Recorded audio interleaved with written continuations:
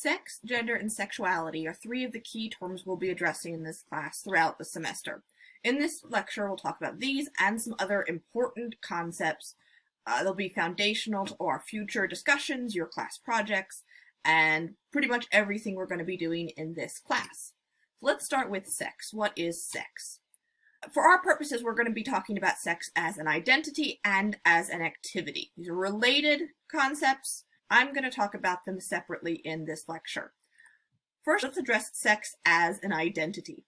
You're probably familiar with people defining sex as being about biology and gender being about social and cultural identity.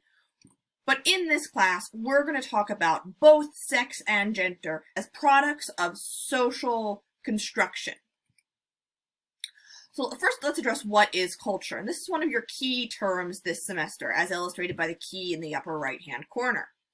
So in this class, we're borrowing a definition from an anthropologist named Clifford Geertz, who talked about culture as webs of significance. So instead of talking about culture as tied to a place, like American culture or university culture, we're going to be talking about culture as something much more expansive that reaches everywhere. And we all sit at the center of these intersecting webs of culture that connect us to one another and to everyone else. These webs of significance that make up our culture influence what we believe, how we act, what we think of as normal, the way that we speak, both the language literally that we speak and the words that we use. Institutions, traditions, taboos, identities, power are all things that we're going to be talking about this semester when we talk about culture. It's important to know that our cultural understandings are intrinsically linked to how we think about sex, both as an identity and an activity. In biology classes, you're going to talk about sex in a particular way. In this class, we're going to talk about sex in a much more expansive way because we're linking it to those great big webs of culture. When you're defining sex as a biological identity, you're usually talking about the primary and secondary physical characteristics that are identified inside a binary, the male or female binary. This is an identity that's usually assigned at birth or before birth. So primary physical characteristics when it comes to sex identity are characteristics to do with reproduction. Penises, vaginas, ovaries, testicles.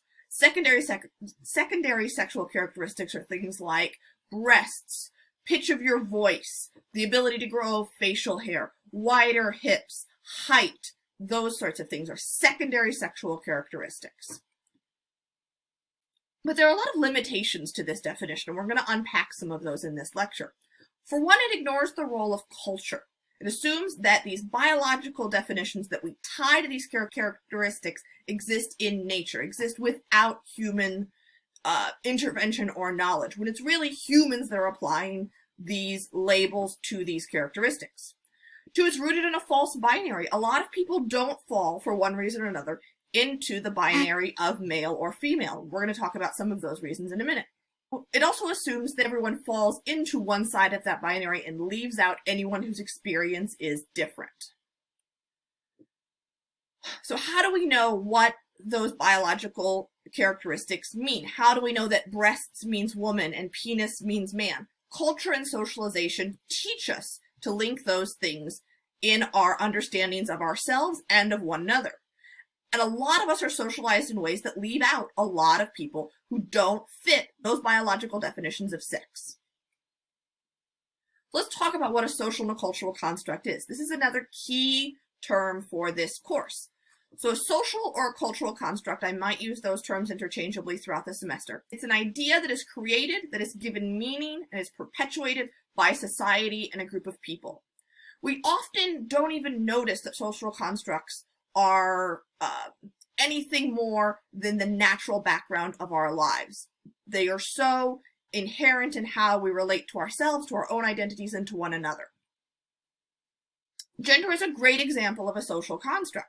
It is a role that we adopt for ourselves and also a role that other people read from us based on our physical characteristics, based on our behavior, based on what we wear, how we speak, and all kinds of other components to this identity. An intersex person is a great example of someone who falls outside of that biological definition of sex.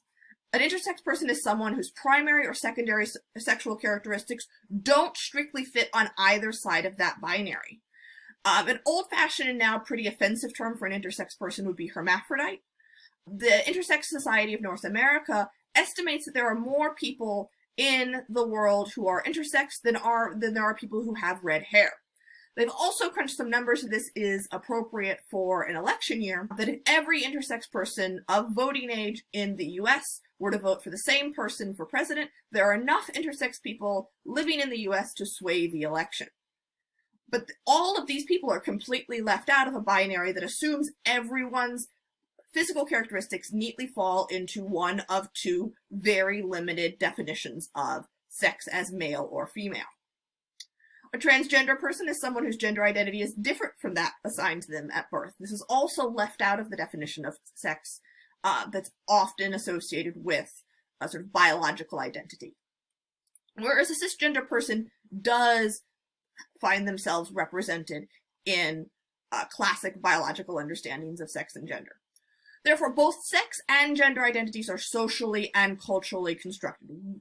Biological differences exist, but the meanings attributed to those differences come from the social and cultural norms that they are used to. The ways we think about sex as an activity are also socially constructed. Think of sex as an activity as something people engage in for pleasure and or reproduction. Sexuality, therefore, is a socially constructed identity to the ways in which someone desires to engage in, or does engage in sex as an activity, or chooses not to engage in sex, as might be the case for someone with an asexual identity. So I want you to think for a moment, what do people in our society think of as good sex? And what is labeled as bad sex? Gayle Rubin's an anthropologist who has specialized in understanding sexuality and gender. In 1984, she published this sexual hierarchy. And I'll make a better version of this available for you to look at more closely. But in the inner charmed circle of this diagram, you'll see some of the sexual activities or ways to engage in sex that are generally labeled as good in society, the right way to have sex. Whereas more non-normative ways of engaging in sex are in the bad outer limits of this diagram.